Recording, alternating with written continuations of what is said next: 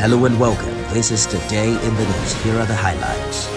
Supreme Court restrains federal government from implementing February 10 deadline of the use of old Naira note. Lagos State Governor announces 50% reduction in transport fare. INEC Chairman briefs Federal Executive Council ahead general election. Former President Olusegun Obasanjo expresses optimism elections will hold.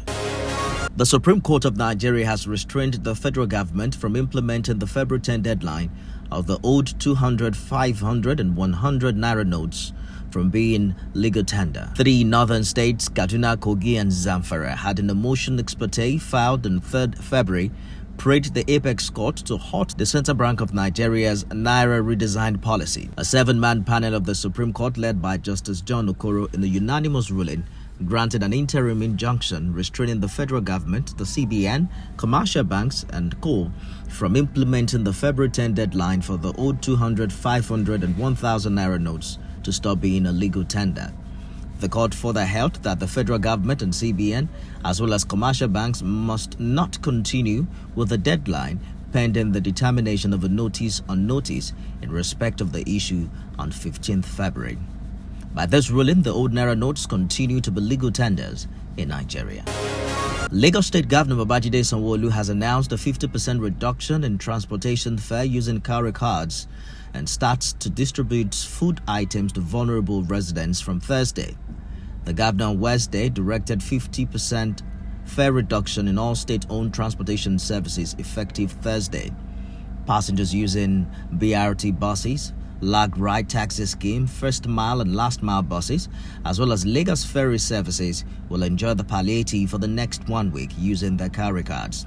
The governor also gave express permission to all fuel stations operating within Lagos to commence 24-hour operations to allow residents buy fuel without having to stay in queue for hours.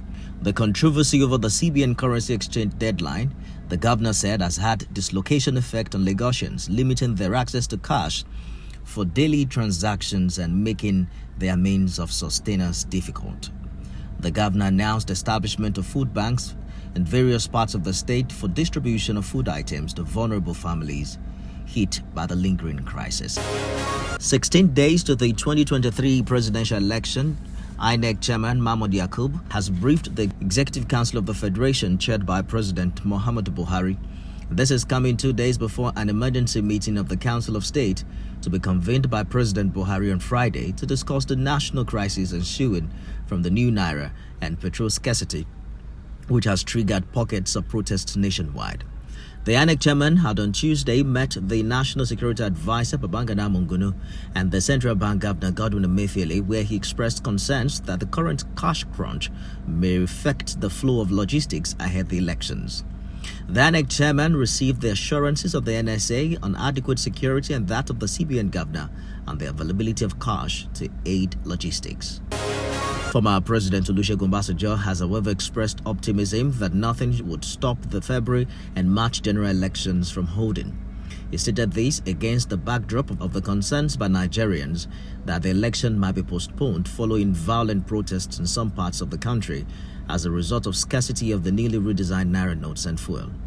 The former president expressed concern over the forthcoming elections while hosting members of the Board of Trustees of the African Democratic Congress at his penthouse residence located within the premises of the Olusegun Obasanjo Presidential Library in Abeokuta, Ogun State.